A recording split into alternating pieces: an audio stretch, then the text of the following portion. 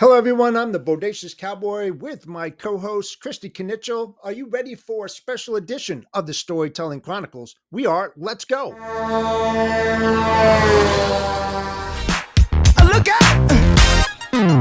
Pop, pop, it's showtime. Showtime. Showtime. Guess who's back again? Oh, they don't know. Gone tell. Oh, they don't know. Gone tell. I bet they know as soon as we walk in. Showed up. I'm wearing Cuban links. Yeah. Designer mix. Yeah. Inglewood's finest shoes. Whoop, whoop. Don't look too hard, might hurt yourself. Known to give the color red the blues. Hello, everyone. Welcome to the Storytelling Chronicles, empowering women into logistics. It is Monday, June 17th. I hope that everybody had a great Father's Day weekend. I know that we did. And I am next to one of the greatest co-hosts that anybody could ever have, Kristy. Kristy, how are you? Doing fantastic. Yeah, did you have a good weekend? Oh, yeah, absolutely. Got to spend some time with the hubby who Father's Day and just had a relaxing weekend.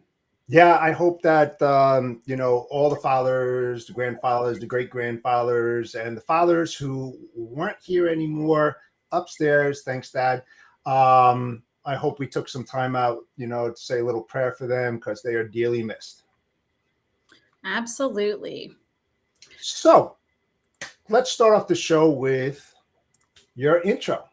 Yeah, absolutely. So we have a special guest today, one of my good friends, and she's also a co-host on another podcast I do, Ladies Leadership Coalition, Charlie Saffro. Charlie is a recruiting and retention expert, a female entrepreneur, and a TEDx speaker with a passion for sharing ideas around human leadership, talent acquisition and retention, employee engagement, and company culture. Charlie founded a third-party recruiting firm in 2010 with the goal of connecting employers and professionals within the transportation, logistics, and supply chain industry. Today, as CEO of CS Recruiting, Charlie leads a thriving organization and a talented team of professional career matchmakers. She is dedicated to helping leaders of all industries prioritize employee-focused cultures. Charlie is an established thought leader and offers personalized coaching, team workshops, and keynotes to share her perspective as both a recruiter and a company leader. Beyond work, Charlie champions personal development, mindfulness, and personal growth, both in the workplace and in life. She encourages a holistic approach to success, believing that a balanced life leads to a fulfilling career. Let's bring her on. Hello. Hey, Charlie, how are you? I am happy to be here with the two of you.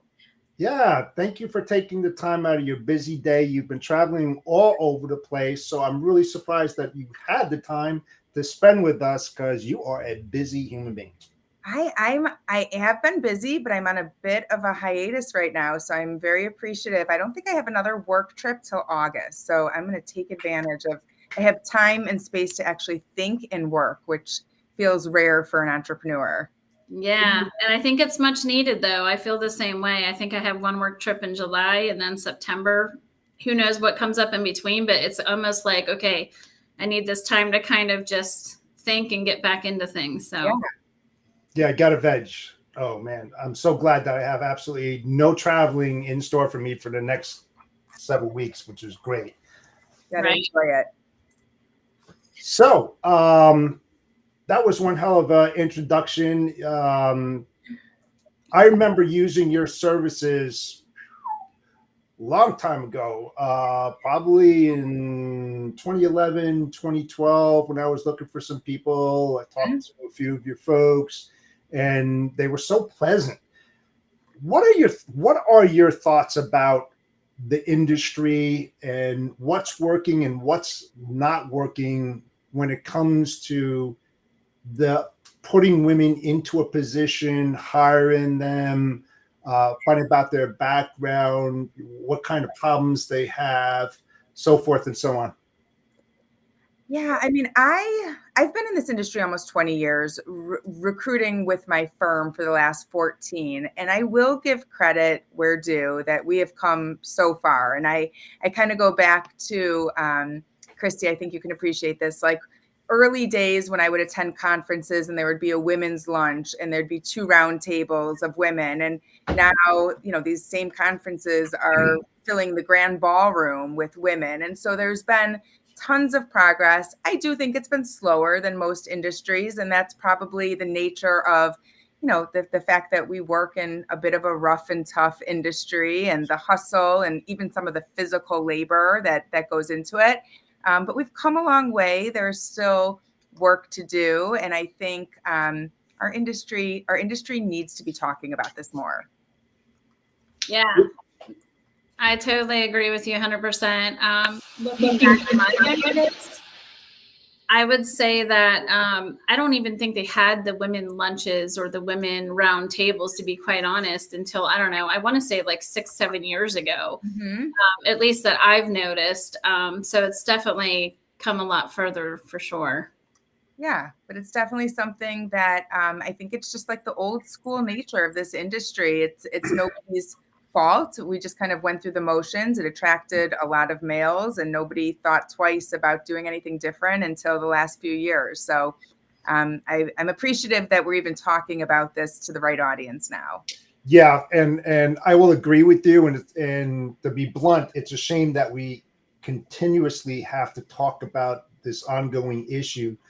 Have we moved forward since the Civil Rights Act of 1964? And Title VII? Of course we have.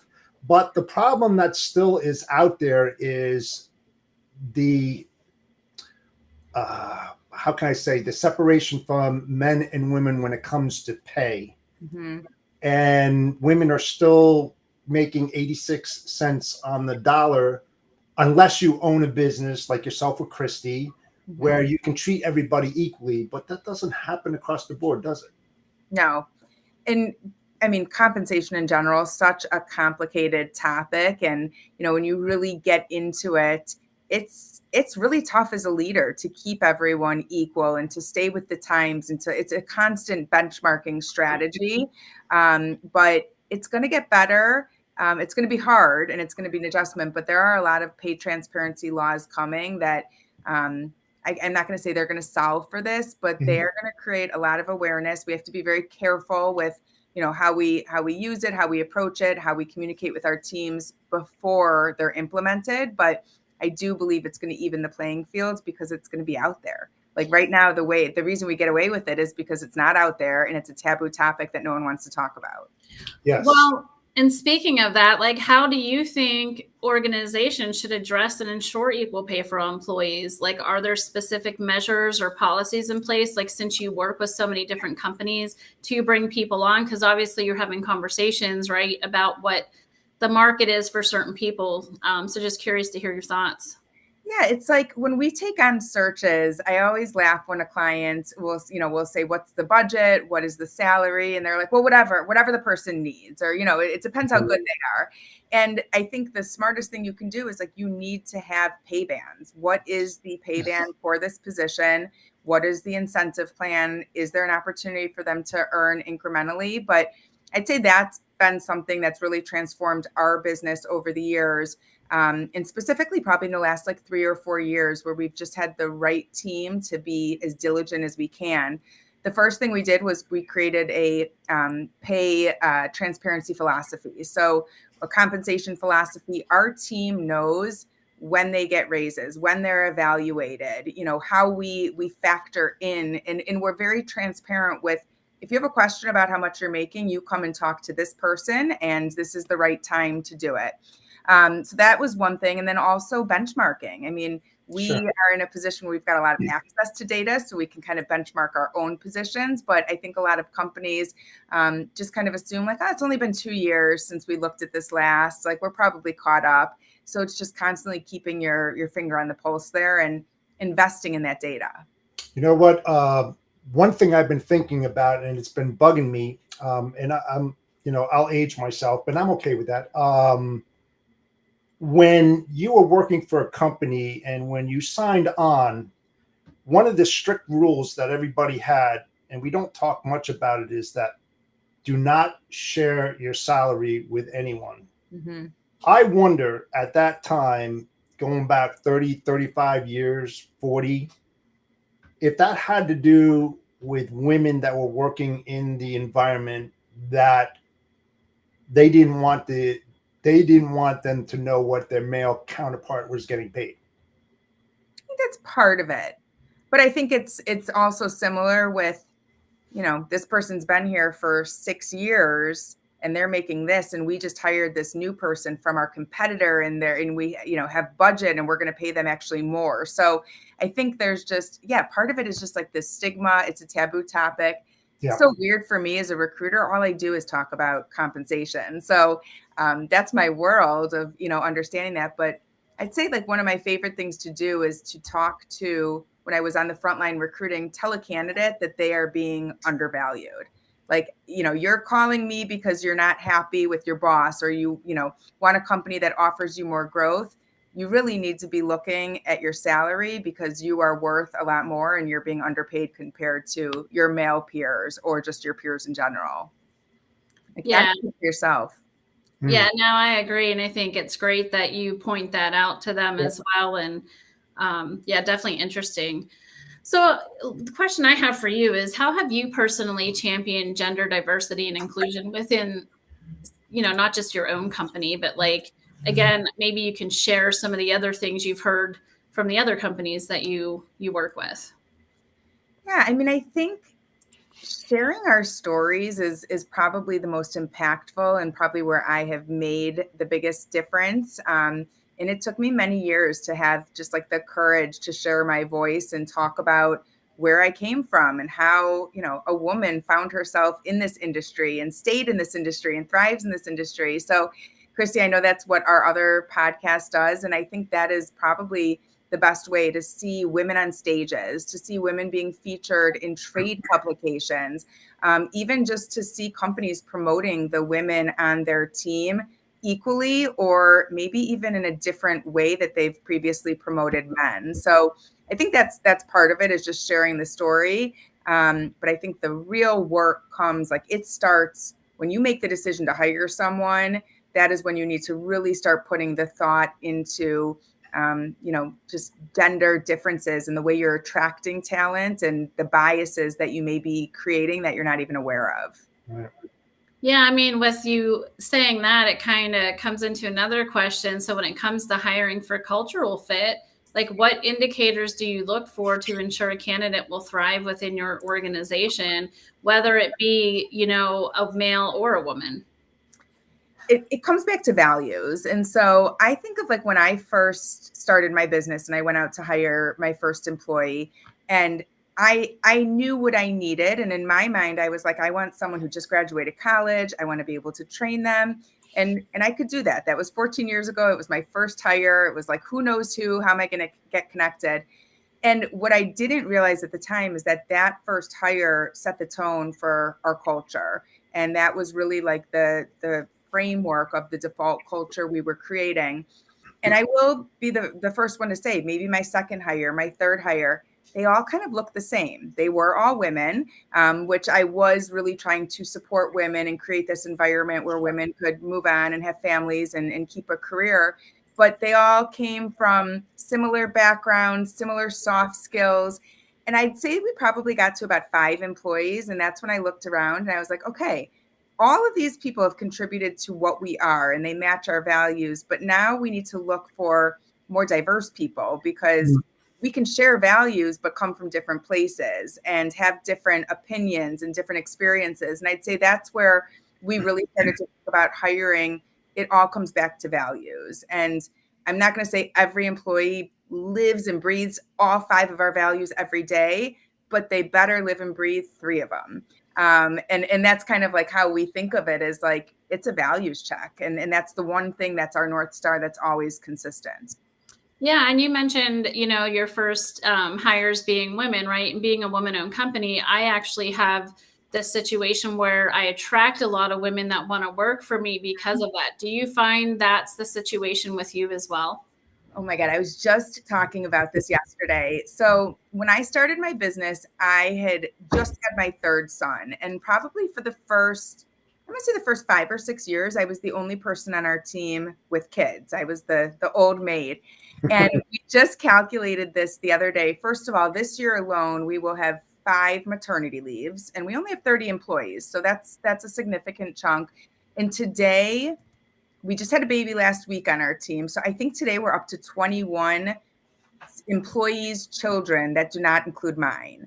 So in the past 14 years, we went from 0 to now 21 children that have been produced by our team members who started without children.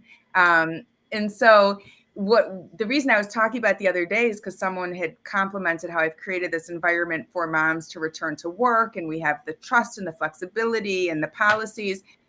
And while I love that, I'm like, what did I do? Do you know what I'm saying? Like, look at what I hired these women when they were college grads, single, living at home with their parents. And then as I was able to build a business and focus on retention, I kept them loyal.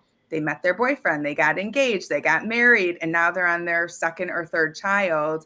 And, we just keep seeing these maternity leaves, but it's a good thing. Like, it's just an irony that it didn't exist for 10 years. Then all of a sudden it's such a factor in our business. Yeah, that's exciting. Very interesting too, that you have that number, like, that number, it's something you talk about. So yeah. But I think you're right, Kristy. Like, I think I very indirectly attracted women because I was a working mom, and I put that out there, and I wasn't trying to attract them, but it was like, oh, if she could do it, maybe there's a spot for me there. And it's ironic. We work in such a male industry, but our team is 92% female right now. Oh, wow. Yeah.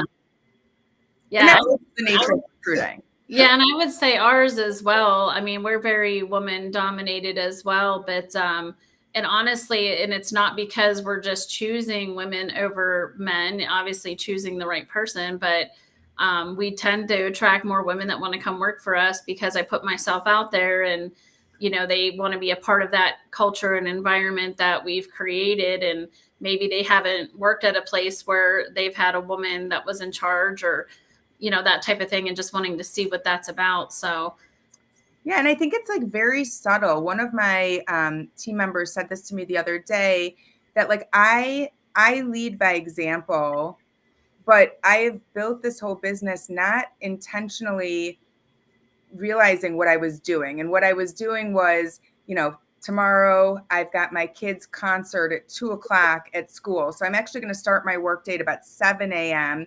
I'm going to skip out for 2 hours. I'm going to make sure my team knows I'm out. But trust me, I'll get my work done, and I'll put in the time after, and I'll, make sure I'm not scheduling conflicting meetings. And that, I think, is part of the tone that I set, is like, it's trust, it's flexibility. Like, we designed an environment, not just for working moms, but for working parents, because yes, we have certain policies and there's a way to go about it. But really, if you need to take your kid to the doctor, you do not need to take a vacation day. Like, I hired you because you align with our values. I trust you. I'm giving you this freedom, and prove it to me that you can act responsibly.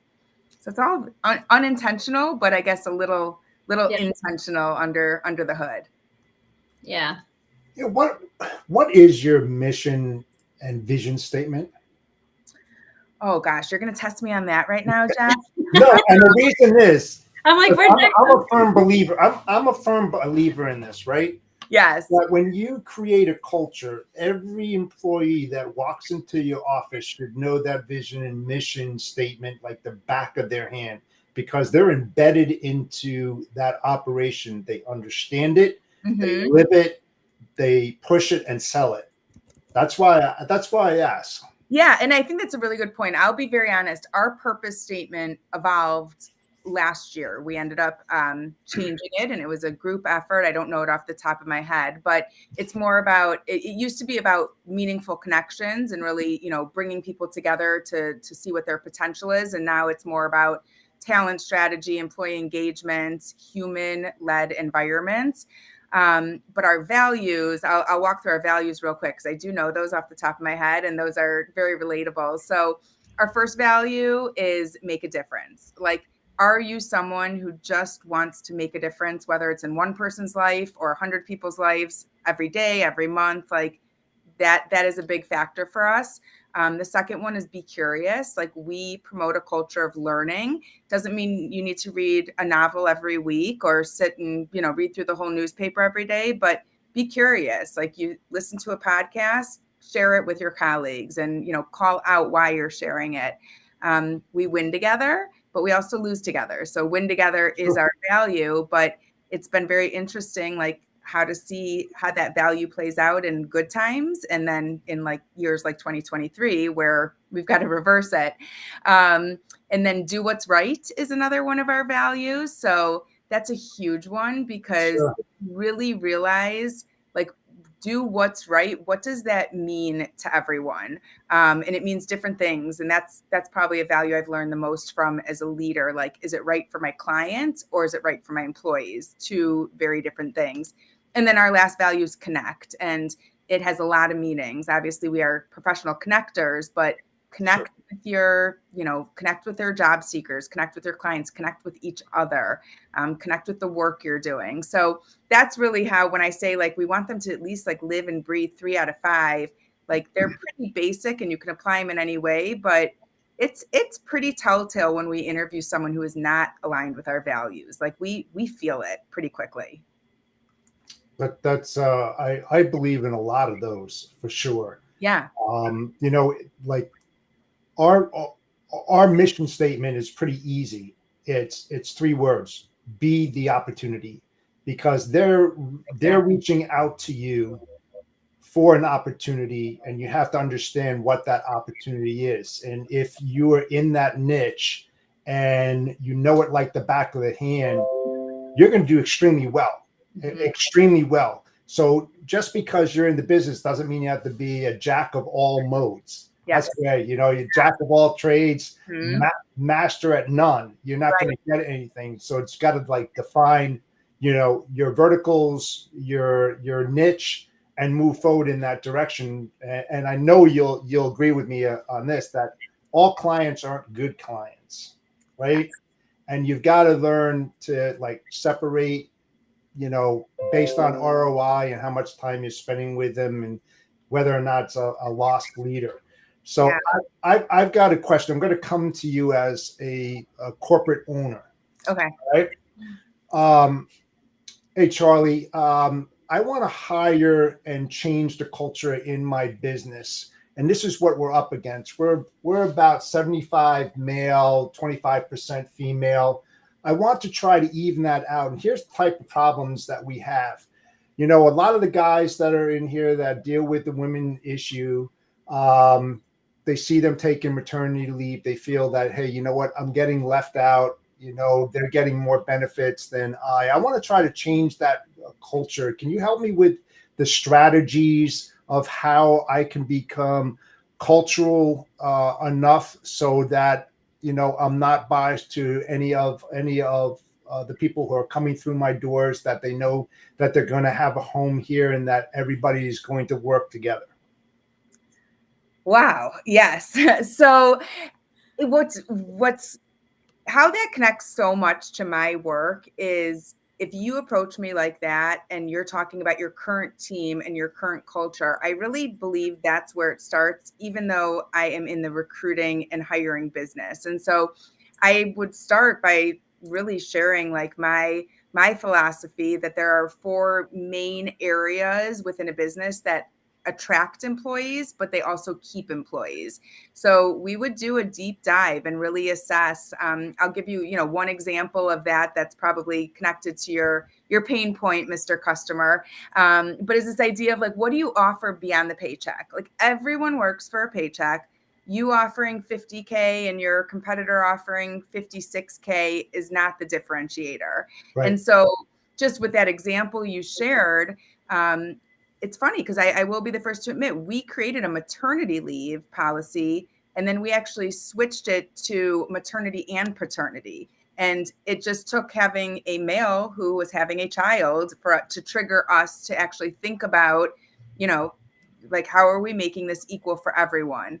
And so I think part of it is the evolution. You have to respond to what your employees need, but the situation you bring up is it's interesting because you're offering a paid leave to women and men that have children, but you also have to consider, what about the people in your company that choose never to have children? Are they going to think it's still unfair? And sure, but it's also the same way, like we provide sick days. I hope you don't have to use them, but if you use them, they're there for you. So I think you just always have to think about what's equal, and probably the best way to do it is to communicate, to talk to your employees, to survey. And I hate to say it, but anonymous surveys are going to bring out the truth. Yeah, I just want to add real quick too, when you said about the evolution, so like same thing, like we ended up putting in a paternity policy as well for the men that are having children. And and I think as more women had babies and we became bigger as a company too, we also then had to refine our maternity leave policy and paternity as well, and just make it more richer. Being able to do more things because of our size as well. So I do agree with you as far as the evolution of the business and the people and things that happen. And you probably don't even realize, Kristy, how many women you have attracted because of that. So you did it for your current team, but as you're evaluating maybe a rock star job seeker that you want to bring in, I mean, I think back, like I think we've hired 3 women pregnant. So they needed that. They were looking for that. We didn't offer that. They weren't going to join our team. So again, it's we're doing it to take care of our current team, but then we're really leveraging it to bring in new talent. Yeah, and we just hired and brought on someone that was pregnant as well, literally a month ago. So, and would she have joined your team if you didn't have that policy? Well, I think it's a different circumstance, but I will say she didn't have anything. So I think it was a blessing in disguise, to be quite honest. And I was happy to be able to be like, hey, we have these benefits that could help you. And even the timing worked out perfect from when she could get the benefit, because she just had her child this week. Oh, congrats. Yeah. And what does that say to the other employees that work for you?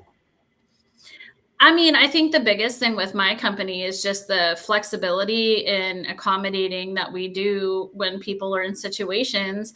And it might not be for everyone, right, that's going through something like that. You said they might not have a child, but they might have something else that happens that we accommodate them for that, has nothing to do with having a child. Maybe it's a move. Maybe they had some kind of family emergency situation. Everyone's situation is different. So I think it's just being able to be flexible and accommodating in different situations in general. Yeah, I mean, I'll share a story very much on topic. And I did talk about this a little in my TED Talk, so it may be repetitive, but we have an individual on our team who at the time she'd probably been with us 6 or 7 years, and she had a miscarriage. And in our handbook, we basically offer our bereavement policy. Like we treated it the same way. So you get 4 days off for a, direct family member. And she came back to work after her 4 or 5 days. I don't remember what exactly it was. And we were catching up and I was like, how are you? And she's like, I'm not okay. I used those 4 days to recover physically, but now I need to recover emotionally. And like, I'm here, but I'm not here. And so what we ended up doing was creating a miscarriage policy. And it's a separate bereavement clause in our agreement. And what's interesting is when we created this in 2021, it was after the fact. And I, now I kind of like regret, like she did not get to take advantage of it, but we created the policy with her. And she feels like she, really was the driving force behind it. But we just had our 6th employee use that policy last week. Oh, wow. And like, that's the crazy part, is we created it for one person thinking like, oh, it may or may not ever happen again. I mean, It certainly wasn't happening in 2011 when nobody was even thinking about children. And I don't know how our team felt about it when we created it then, but now as these women are using it, like I will tell you, somebody who just used that miscarriage bereavement policy last month, like they're not quitting. They are loyal to us. They know that we care and we gave them space to heal and return and do their job. And like, that's not something they get at every employer. And so it's like those little things that you're not going to start a company and do everything at once, but you learn, you respond, you evolve. Yeah, I love that. Yeah, sure. One thing I know about you, Charlie, is that every single year you take your whole team away for a weekend, and which is great. So you get on a personal level outside of business, you have fun, pleasure, whatever you're doing. You know, a lot of companies out there, and this is what I did a long time ago. You know how you send out to your customers, you probably do, is these little postcards that pretty much say, hey, how are we doing? Where are we succeeding? Where are we failing? How can we do better? You know, it kind of gives you a gauge, because what you think you're doing may not be the case, and it kind of changes your perspective. So what I did was internalize that, especially when I had women and men that worked for me. And being a leader, I wanted to know what was happening out on my floor. So, you know, with no repercussions or anything like that, I would have each one of them come into my office, men and women, and I would say, hey, Sally, what's working? What's not working? What are you happy with? And what is really getting underneath your feathers, you know? And I would ask the same thing to men. And I think that a lot of corporations out there in the leadership role should be doing that to get a pulse of what's happening culturally within their department. Because what you think, like I said, externally going to your customers and trying to find out, you know, how am I really actually operating? And then as a leader, as a person who oversees his staff, how am I doing as a leader? What can I do to help you excel? Mm-hmm. And I think that it really should be that way, especially when you're trying to promote men and women and how bonus times, who's going to get what. And because people talk, you know that. I mean, they talk about themselves. Oh, I got a 10% raise. Oh, I got a 7, so forth and so on. You know, you want to try to squash that and make it equal. And again, to your point, Charlie, you said that not everyone is the same. You got your high producers, your low producers, and your non-producers, and those are the ones that you get out of there. But you got to treat people as people, not as male and females. Yes. You know, hire for experience, hire for that knowledge, hire for that do type kind of positions where they in the trenches and they do that kind of stuff. Exactly. No, and the example I gave earlier, like that applies to anyone, you know, whether you're taking your grandpa to a doctor or your child, whether you're a mom or a dad. And so, you know, I think that's incredibly brave, Jeff. And it's something that it took me many years as a leader to start soliciting that feedback from my team, because you have to be ready to actually act on it and take that feedback and improve. And it's going to be stuff you probably don't want to hear a lot. So very true. Yeah. I mean, it takes a lot of courage, but we do a couple different things to solicit feedback, but one of them is a quarterly survey. And we, a couple of years ago, started these like employee resource groups. So bringing people together that have things in common to just do like a Zoom call or coffee chat. And we had a parents group. And one of our surveys revealed that one of our employees actually felt left out, that there was this parents group having lunch, you know, the third Wednesday of every month. And she wanted to be a parent, but she was struggling to conceive. And so getting that feedback from her just made us rethink, like, do we want to label it a group for just parents? Or is it, you know, do we broaden it or do we tighten it? And is there another place for her to connect and, you know, really collaborate with employees over something personal? So if we never would have had that survey, she'd be walking around bitter. She probably wouldn't even be with us anymore because she'd feel slighted, versus us really being receptive and like, okay, so what can we do to make this more comfortable for everyone, but still have this serve its purpose of people coming together over something they have in common? It's a tightrope. You're always walking the tightrope. Like, I got to keep everyone happy, and I don't want to piss anyone off. So listen, I'm the same way. And then, you know, I have double the employees you have, and it gets harder as you get more people. And, you know, people tell me all the time, you're not going to be able to please everyone, but I still try, you know. Same, Kristy. Well, with that being said, we're going to go to our sponsors here for a moment, and we'll be right back with Charlie. Our first sponsor we're going to talk about is TAFS, which provides transportation factoring solutions to boost profits and increase cash flow for small and medium-sized companies. Contact TAFS at tafs.com to elevate your financial success. Trucking excellence meets unparalleled service. Enjoy exclusive benefits like our fantastic tire discounts. Need cash fast? Try our 1-hour advances. Plus, we're here for you 365 days a year. Need loads? We have a pro dispatch service. This is why TAFS was recognized as the top factoring company in 2023. You'll benefit from strategic partnerships for enhanced operations. Access business loans and manage your finances easily with our client portal, F2 Fuel Card, and mobile app. At TAFS Factoring, we're more than just a factoring company. We're your partner in success. Contact us today to see how we can help your trucking business thrive. Our next sponsor is Freight Validate, the ultimate identity and compliance verification system for the logistics industry. Freight Validate empowers shippers, brokers, carriers, and more to ensure compliance with regulations and mitigate fraud risks. With Freight Validate, you can easily verify entities' compliance statuses and identify potential threats within minutes. Don't risk your business with unverified carriers or brokers. Choose Freight Validate for peace of mind. Learn more at freightvalidate.com and start your verification process today. Freight Validate, revolutionizing identity and compliance verification for shippers, brokers, and motor carriers with cutting-edge technology. Now, experience the power of voice-activated information retrieval with Siri and Alexa. Hey Siri, check Freight Validate. Sure, what's the MC number? 387211. The company Direct Expedite LLC is a broker and is freight validated. Company ownership has completed facial recognition verification. Basic company identity verification, risk assessment, and compliance info has been verified by freightvalidate.com. Please follow company protocols for additional safety and compliance vetting. For more information, please go to freightvalidate.com. Freight Validate ensures complete access to our state-of-the-art identity and compliance verification system.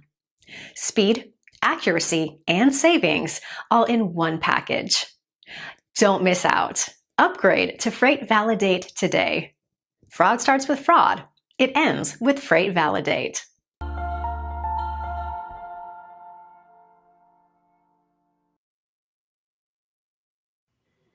And our final is TIE TMS. TIE simplifies freight management for brokers, offering an all-in-one platform for quoting, booking, and tracking shipments. Learn more at tiesoftware.com. Brokering, success demands a battle-ready strategy. TIE TMS equips brokers with the ultimate battle station for conquering a tough market. With TIE, brokers gain access to a comprehensive platform where rate intelligence and quote history converge on a single screen. It's not just a page, it's a strategic command center designed to help brokers win. TIE equips your team with all the data they need to negotiate with confidence and allows them to communicate directly with carriers and customers from a simple control base. Revolutionize the way your brokers perform by giving them a competitive advantage with TIE TMS. For more info, scan the QR code or go to tie-software.com/battlestation. And we're back. And we're back. Awesome. Well, I'm going to start off by asking you, what methods have you employed to recruit and retain women in your organization, particularly in leadership roles? I know you talked a lot about some of the benefits that you offer, your values and such, but how do the women get into those leadership roles, and what are you doing?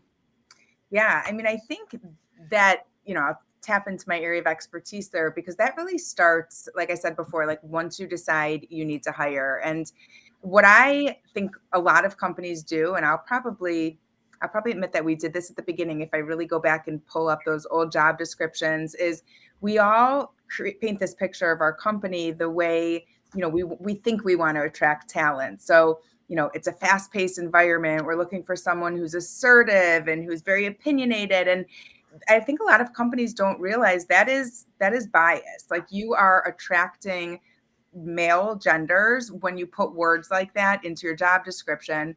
On the same note, if you say we want someone who is, empathetic and nurturing, you are attracting female genders. And so that's like one basic rule of thumb, is just being very aware of the words you put out there because they can be used against you. But it's also thinking about what are those soft skills that we need. In recruiting, it is really important to have leaders that have this right balance of like head and heart. So it's, they're rational, but they're also empathetic.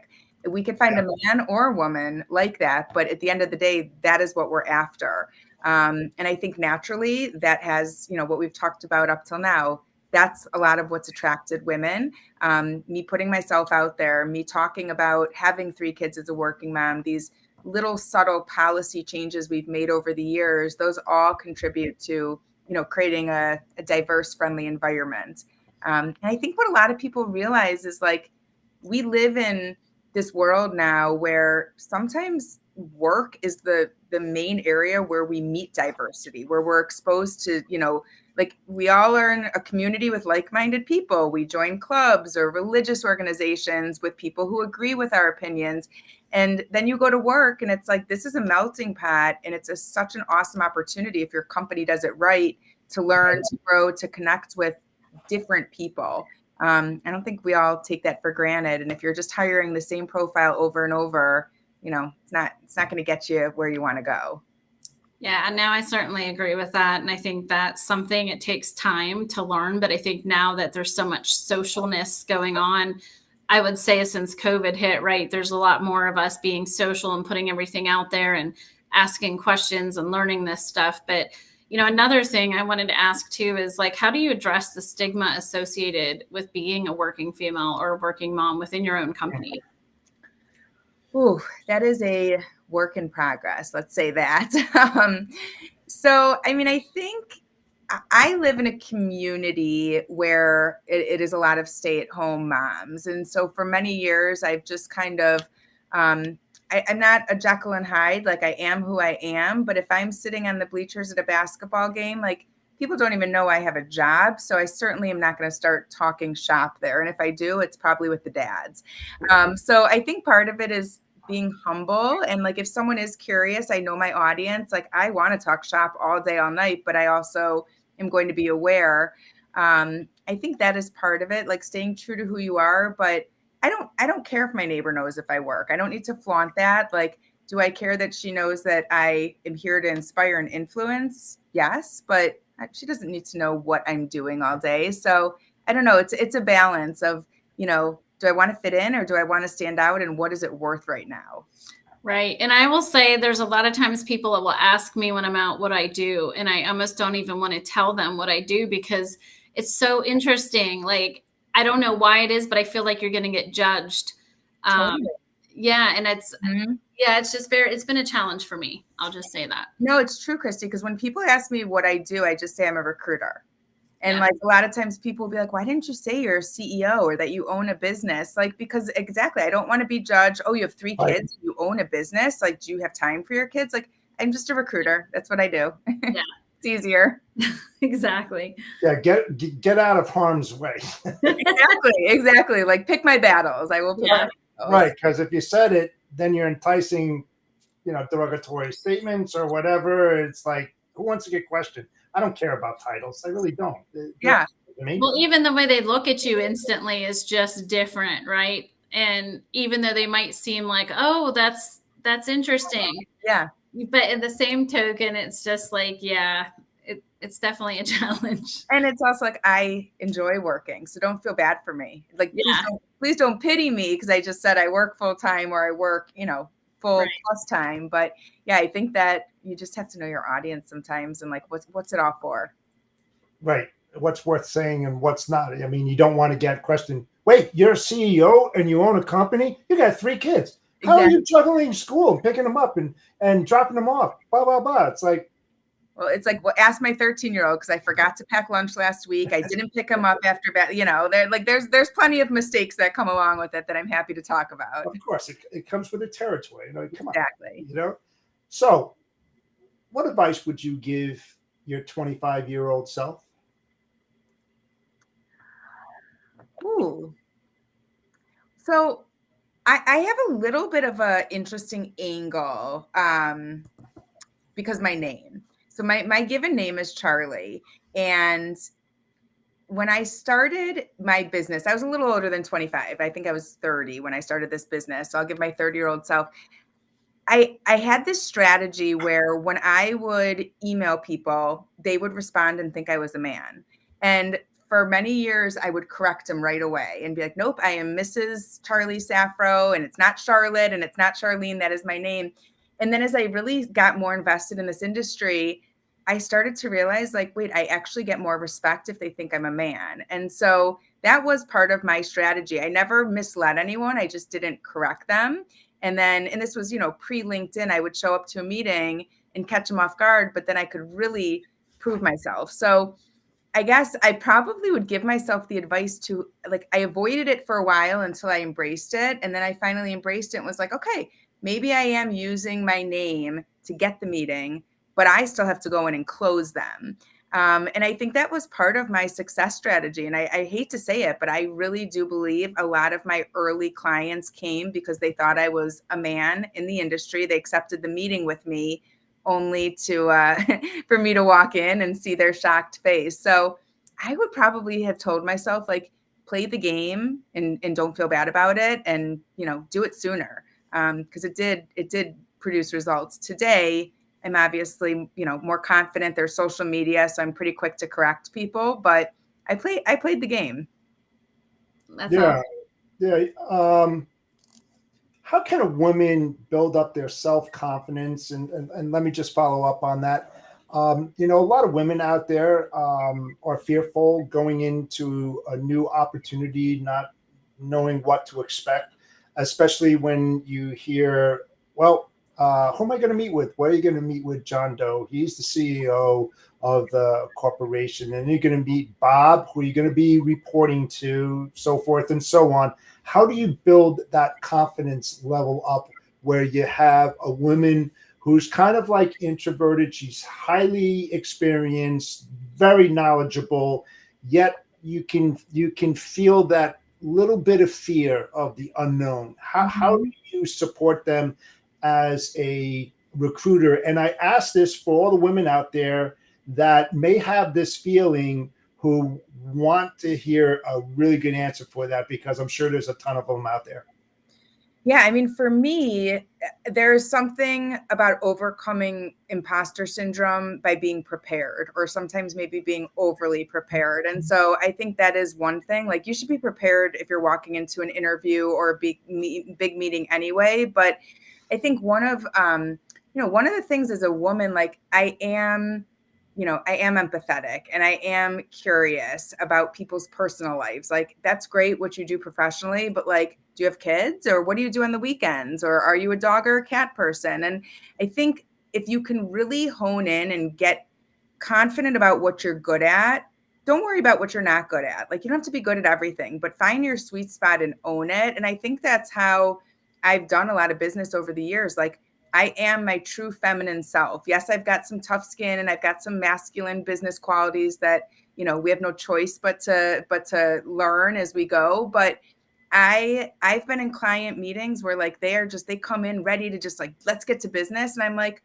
hold on, I see a picture of your son in the back. Tell me about that kid. How old is he? Or he's got a baseball mitt on. My kid plays baseball. And so I think that's kind of my natural tendency, where some people may say, like, enough small talk, let's get to business, stop the chit chat. But I'm like, this is how I'm going to build the relationship, and I'm not going to hide it. So I guess my advice to someone else is, like, know your strengths, your soft skills, your personality characteristics that will add value to their organization, and don't be shy to bring that up. And when I say be prepared, if I know that we went to the same college, or I checked you out on LinkedIn and know we have 10 mutual connections, like, that's where I'm starting. Or if I saw a post yesterday about your trip to Jamaica last week, that's where I'm starting. And so I think it's just, like, owning that human side, whereas for many years, women have been taught to hide the emotions, hide the empathy, hide the curiosity, just, come do your job. You got to go beyond that. And if it's not right for that company, that's not the right company for you. Yeah, I absolutely like that, because I am the same way. And I think at the end of the day, we're in a relationship business regardless. And I think it's important. Maybe not everyone's going to think it's important, but I do think be your authentic self and have that in mind. And because of what you just said, like what feminine leadership traits do you believe are not leveraged enough in business? And how can organizations better utilize those traits? I mean, I hate to be on repeat here, but like empathy and compassion. I mean, as a leader, all of the things we've talked about today would not exist if I didn't have empathy. And maybe I've got too much empathy sometimes, but I am constantly putting myself in their shoes. And I'm constantly reminding myself of like, how did I feel when I was an employee? It also helps that we're in the recruiting business. So we are just getting feedback, 24/7 from employees. And I can learn from these outside employees what's working, what's not working, so I can apply it to my team. But I'm going to say empathy, compassion, and emotion, like that belongs in the workforce. And part of my TED Talk, the theme of it is like business is personal. Because if I'm spending half my life working and my work is somehow influencing what I do in my free time, it has to merge. They have to complement and live in harmony. And it's knowing who people are behind their title, behind their job. That's what makes it personal. Yeah, no, I agree. And I'll say too, briefly, we went through a challenging situation with the company back in the end of 2022. And I was trying to encourage all my employees that were going through a tough time. And the interesting thing I saw was the women were a lot more emotional, just like in front of your face and like really having, some issues with it. And I was, sending them, videos to watch, things that were even like helping me. Like I'm dying inside myself, right? But I had to hold everyone together. And the interesting thing, talking to John, my COO, when I said, it just seems like, the women are the ones that tend to need it, a little bit more of that. But then John was like, well, men have the issue too, but they just, express it differently, or maybe they hold it in. That's true. Yeah, it was interesting to kind of hear that. Because at the end of the day, like, I think, I do think men tend to be a little bit more stronger, or at least show that they're stronger, even if they are feeling that inside, where I know for myself, I have to have that strong face in front of everyone. And then a couple people asked me, well, how are you doing? And I was honest. I'm like, it's tough, but at the end of the day, like we're all in this together and, trying to help each other get through that challenge. But yeah, that was definitely an interesting thing to go through. That is like such a powerful thing. Like I've had those conversations where my team is like, how are you? And they think I'm going to say great. And I'm like, I'm terrible. And this is what I'm dealing with. And I don't know if a lot of men would do that. Because I'm just like, I do wear my emotions on my sleeve a lot. I try not to always, but with my team, I'm going to be honest and I'm going to be vulnerable because I'm not perfect. And that's the last thing I want them to think, is that I'm perfect or that I'm always 100%. Like I will show up to meetings and be like, guys, you're getting 62% today. And this is the best I can do. And if you say that back to me next week, I will respect that. Like, don't need to rest. Well, and I think it's extremely important as a leader to show that you do have that vulnerability. And it's okay to be that way, because you want your people to feel the same way, like you just mentioned. So exactly. They will come back stronger, smarter, ready to work harder. That is what I've learned. Yeah. Yeah, absolutely. And this is for all the men out there. And I'm coming to you as a recruiter. When I was at Ford, I did my own recruiting and hiring. And there was this one woman, and you talk about diamond in the roughs. I was a hard ass. Nobody could do things better than myself. And I had a lot of problems. I was a hothead. And this one woman came in. I'm going to make a long story short. Her name was Kim Parker. Kim Parker was the wife of a preacher. I used to curse a lot. I used to let it go in logistics, because when you work in logistics, you curse a lot. You get hot-headed. You lose your patience. This woman, Kim, and this is many years ago, and I'll never forget her. And Kim, if you're out there and listening, man, thank you so much, because she really did. She really changed my attitude and my perspective of how a manager is supposed to act. And she changed it like you would not believe. I mean, I get emotional right now because you talk about empathy. I learned empathy from this woman, and I became a really good listener, and I listen with intent. Guys out there, that's what's missing out there. When you listen to your people, don't listen to the words that are spoken. Listen with intent to understand what is being said and really take that to heart. You will grow your team like there's no tomorrow, and the women that you hire will make you shine. That's all I have to say. I appreciate you coming in today, Charlie, and spending that time with us. Your thoughts and your insights were platinum. I think it's a little bit above gold. So. Well, thank you. I appreciate what you just said. And I hope Kim Parker listens to this and knows the impact she made. I'm just curious, Jeff, I have to ask, like, was it a situation where she taught you a lesson, or it was just like progressive over time, the way she responded, you started to just soften up a little? She would put me in my place. Yeah. And I was her boss. Mm-hmm. And that's how powerful she was, because I was under extreme amount of pressure to save money and to run a very complex logistics operation. So I used to let it fly. Yeah. And she would go, Jeff, can you please curtail your language? She was a purist for every sense of the word. And I just kept on thinking about that and just thinking about that. And surely over time, did it happen overnight? No, it didn't happen overnight, Charlie. Nothing happens overnight. It's just a progression of listening and then understanding where she's coming from and how it impacted her, because she didn't believe in that. Remember, she was a wife of a preacher. Mm-hmm. So one of the best hires I ever made in my whole entire life. And then there was other woman, Denise Collymore, who fell right into that because I learned. I learned from her who to hire, why am I hiring, how is she going to make me a better person? She was smarter than myself. Always hire people that are better than yourself, because that reflects on you as a human being, as a leader. Yeah.